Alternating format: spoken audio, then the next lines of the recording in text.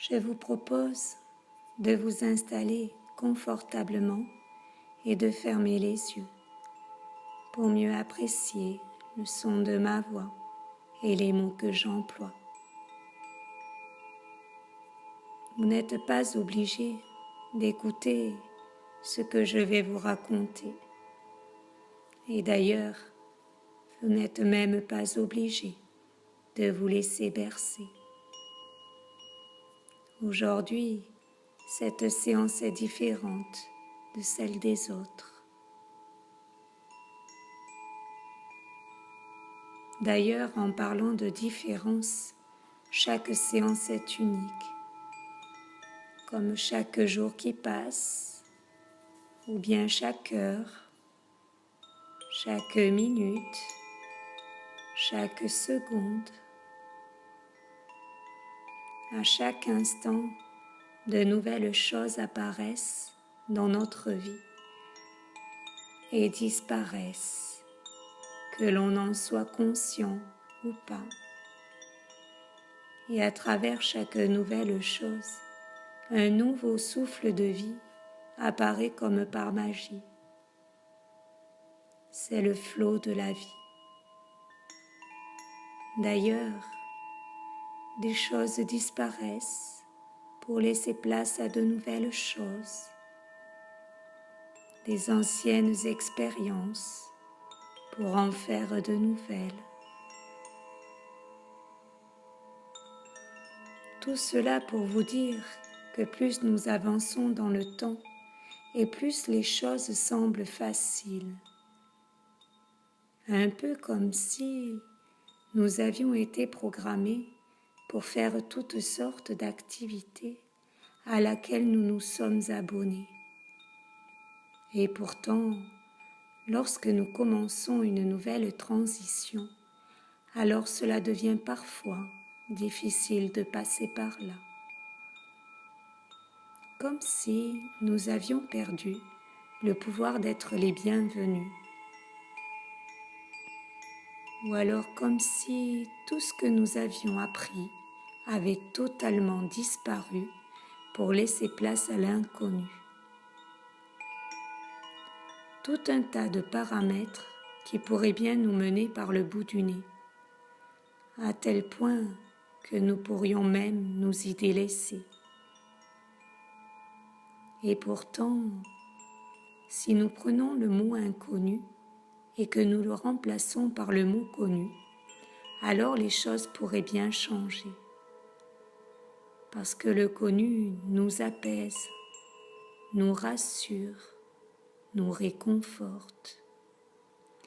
Et tout devient plus facile, plus flexible. Pourtant, l'inconnu est inconnu jusqu'à ce qu'il devienne connu. D'ailleurs, nous associons souvent l'inconnu à l'incertitude. Et si aujourd'hui, nous choisissions d'associer l'inconnu à la découverte? Car après tout, sans inconnu, nous saurions tout sur tout et tout deviendrait fade, sans surprise, ennuyeux, déprimant.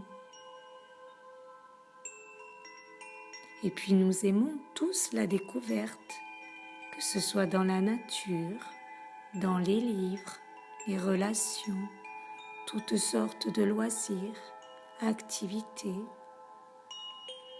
etc., etc. Je ne vais pas vous parler plus longtemps de l'inconnu, puisqu'il devient inévitablement connu lorsque nous l'avons entreaperçu.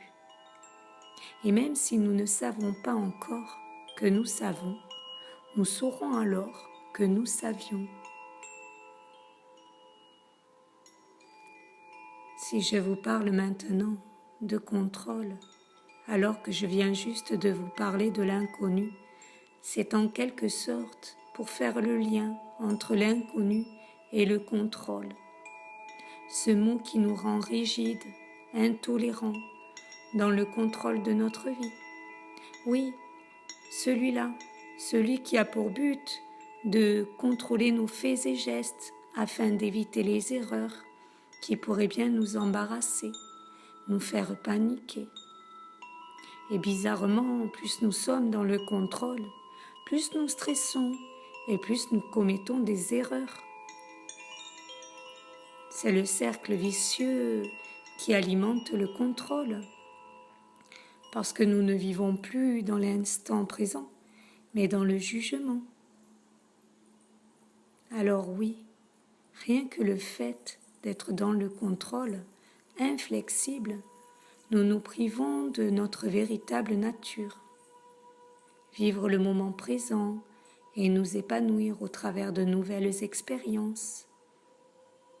Parce qu'il est évident que dès lors qu'on se met un peu trop la pression, ou bien qu'on se met la barre un peu trop haute, alors les choses deviennent compliquées, voire inaccessibles. Alors quand j'imagine le mot flexibilité dans ma vie, tout de suite il me vient à l'esprit le mot liberté, un cadeau que j'ai décidé de me donner, le cadeau de s'offrir le droit d'être dans la justesse, dans la demi-mesure, entre le yin et le yang,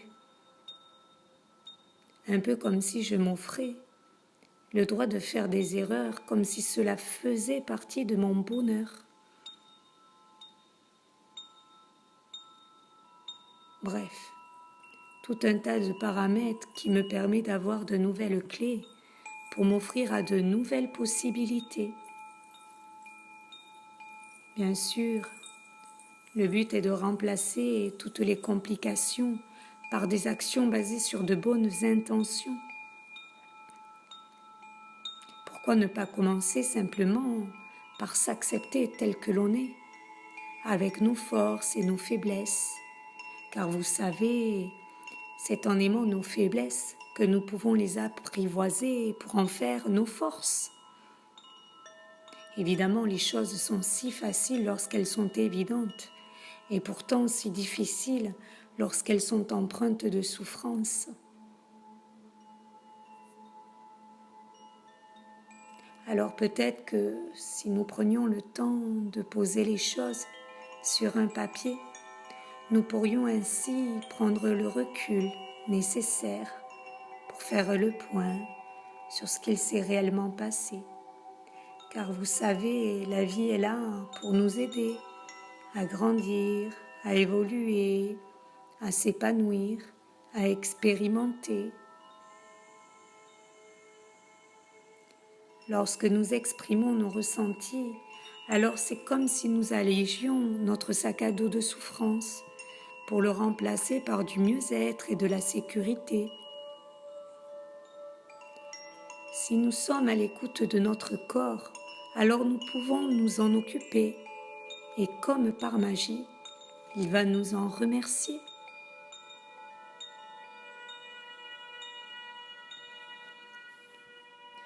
Imaginons une histoire dans laquelle nous serions un super-héros qui n'a aucun défaut, parfait.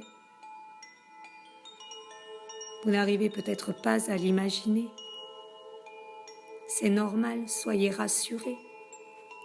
Les êtres parfaits ont été inventés par la société pour pouvoir dépenser, que ce soit au niveau de la santé, mais aussi de la beauté ou encore la mode qui attire beaucoup de monde.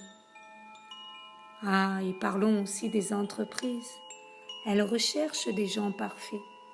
Enfin, c'est ce que pensait un ami à moi qui a longtemps cherché à se faire embaucher, mais qui échouait à chaque fois qu'il se présentait. Faut dire qu'il avait une image de lui tellement basse que lorsqu'il vendait ses mérites, c'est un peu comme s'il vendait du toc à la place de l'or. Il avait le don de se rabaisser un peu comme si quelque part, au fond de lui, il refusait de se donner le droit d'évoluer, d'exister. Alors il m'en a parlé, et quand je lui ai demandé quels étaient les atouts qu'il avait, il a commencé à hésiter. Alors j'ai insisté en lui disant que durant toute sa vie, il avait forcément gagné de nouveaux outils. Effectivement, ça il le savait déjà, mais ce qu'il ne savait pas, c'est qu'il avait le droit de participer à de nouveaux projets, qu'il avait le droit de se pardonner tous les échecs passés et d'ajouter des pages à son histoire sans pour autant se retourner. Avez-vous remarqué comme les choses sont plus faciles lorsque l'on devient tolérant et indulgent face à soi-même, lorsqu'on apprend à se faire confiance quoi qu'il arrive? Plus de jugement, plus de culpabilité, plus de déception, que de la bienveillance, du bien-être, de la sécurité, de l'expérimentation et donc de la réussite. N'est-ce pas pour cela que nous sommes sur cette terre? Pour s'épanouir, pour évoluer, pour progresser, pour s'améliorer, pour s'épanouir, pour expérimenter, pour vivre tout simplement.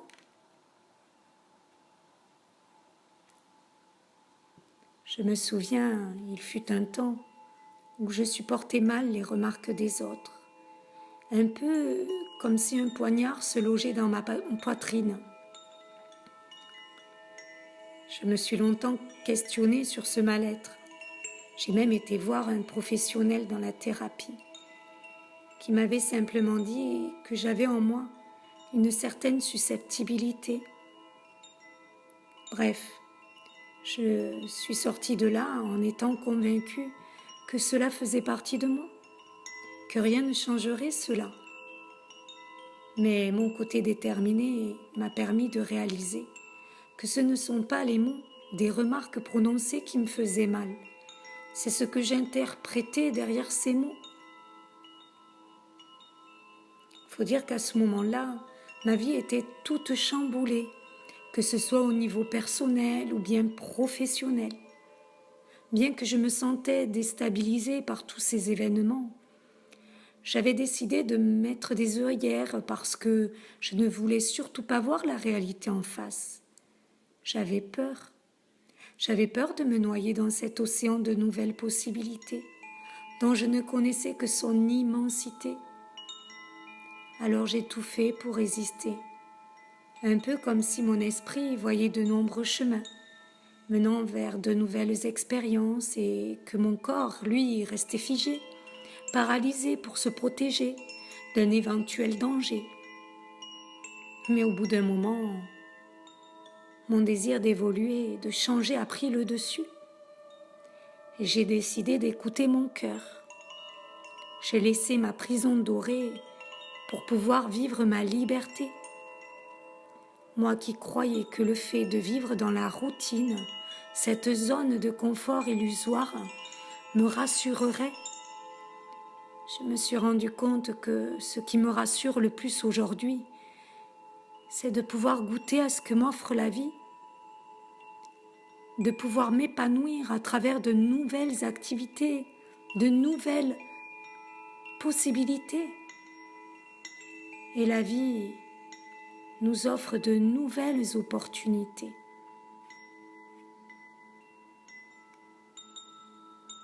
Alors peut-être que vous aussi, vous pourriez vous débarrasser de cette prison dorée pour laisser place à votre liberté. Car vous savez, la meilleure des réussites, c'est le plaisir d'oser. Et comme par magie, de nouvelles opportunités vont s'ouvrir à vous. Alors je vous propose d'imaginer que vous êtes dans une prison dorée et que vous avez entre vos mains tout votre parcours de vie, avec une liste des compétences que vous avez déjà acquises ou acquis. La liste est extrêmement longue. Vous prenez un stylo et vous y inscrivez la suite de vos nouvelles capacités. et vous constatez que la liste ne s'arrête jamais. Vous déposez votre livre de possibilités dans votre sac à dos. Votre prison dorée se transforme alors en liberté. Maintenant, votre courage et votre désir d'avancer dans la vie est complètement boosté. Toutes vos peurs se sont écroulées pour laisser place au bien-être, à la sécurité et au courage. Imaginez-vous d'ici quelques jours, quelques semaines, quelques mois, heureux ou bien heureuse d'avoir accompli de nouvelles opportunités, de nouveaux projets, et ce, sans difficulté. Voyez comme vous vous êtes épanoui d'avoir osé entreprendre de nouvelles choses avec facilité et bien-être. Ressentez cette fierté, cette confiance qui grandit au fur et à mesure en vous. Plus vous accomplissez de nouvelles choses, et plus de nouvelles choses s'accomplissent en vous. C'est la boucle de la réussite.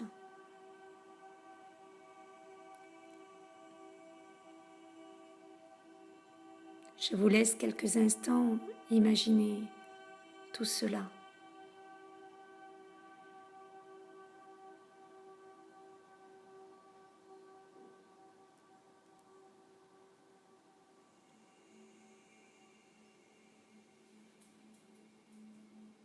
À présent, votre corps va se désengourdir tout doucement. Vous pourrez revenir à l'instant présent, dans l'ici et maintenant, et réouvrir les yeux tout doucement, plein de courage et de bien-être.